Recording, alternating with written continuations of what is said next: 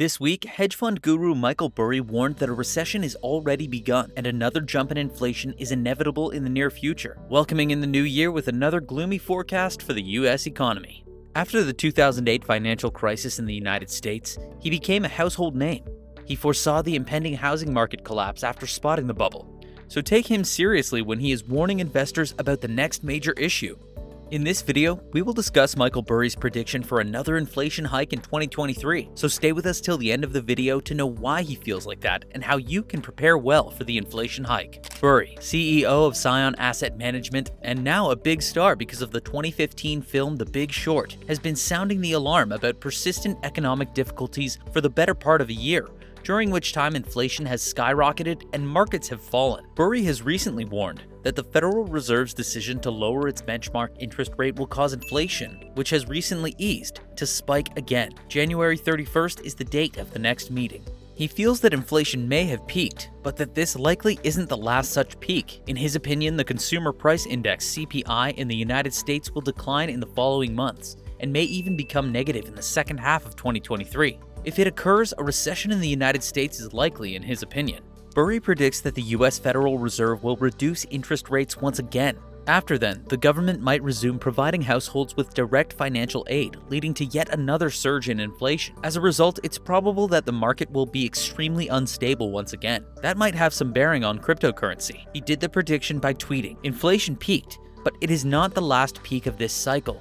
We are likely to see CPI lower, possibly negative, in 2H 2023, and the US in recession by any definition. Fed will cut and the government will stimulate, and we will have another inflation spike. It's not hard. With decades of rising inflation, the Federal Reserve raised interest rates dramatically last year and hinted at further hikes in early 2023. Last year's November inflation rate of 7.1% was the lowest increase in a year. Last month, the chair of the Federal Reserve, Jeremy Powell, sent a signal that policymakers hadn't made any decision on the magnitude of its next interest rate rise. However, he repeated that the bank will keep rising rates and leave them in restrictive territory for some time to verify that prices have cooled before authorizing any reduction. Michael Burry also feels that the temporary decrease in inflation will be no good news. He thinks inflation appears in spikes. When the spike is resolving, it won't be because of Biden or Powell. It will be because that this is the essence, the nature of inflation. It resolves, fools people, and then comes back. Many others, including Burry, are sounding the alarm about the growing possibility of an economic downturn. On an appearance on Bloomberg television, former New York Fed President William Dudley acknowledged that a recession in the United States is quite likely, but he maintained that the Federal Reserve can prevent a severe downturn. He said, "What's different this time, I think, is that if we have a recession, it's going to be a Fed-induced recession, and the Fed can end the recession by subsequently easing monetary policy." Back in November, Burry predicted the US economy would enter a multi-year recession because the Federal Reserve had no effective tools to prevent a contraction.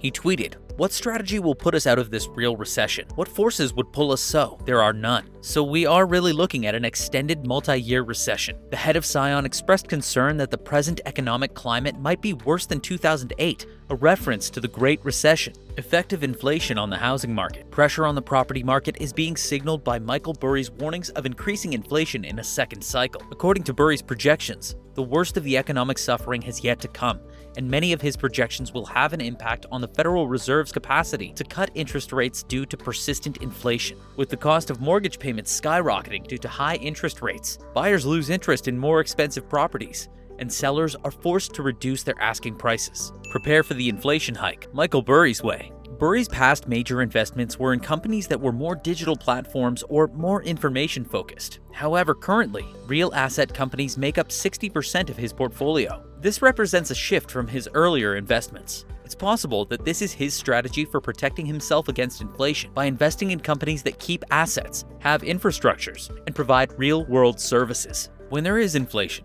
the worst thing you can do is hold on to currency for an extended period of time, since its purchasing value will be reduced. Because of Burry's forecasts regarding the future rate of inflation, he decided to start making investments in his portfolio during the third quarter of 2022, rather than continuing to hold high short position or just being in cash with very few investments for an extended period of time. With GEO and CXW, Michael Burry's portfolio now contains more than 50% of prison stocks. This fact alone reveals a great deal about his perspective on the economy. Does he feel that hyperinflation will force people to the point where they will need to steal food or become involved in criminal activity? Is buying prison stocks the best way to invest in 2023? Whatever it is that has led him to believe that investments in prison stocks are the finest way to make money right now, he's decided to put his money where his beliefs are. This was all about Michael Burry's warning about another inflation hike in 2023. Do you think he is right in his prediction? Keep the comment box ticking with your opinions. Hope you enjoyed the video. Thanks for watching. See you in the next one.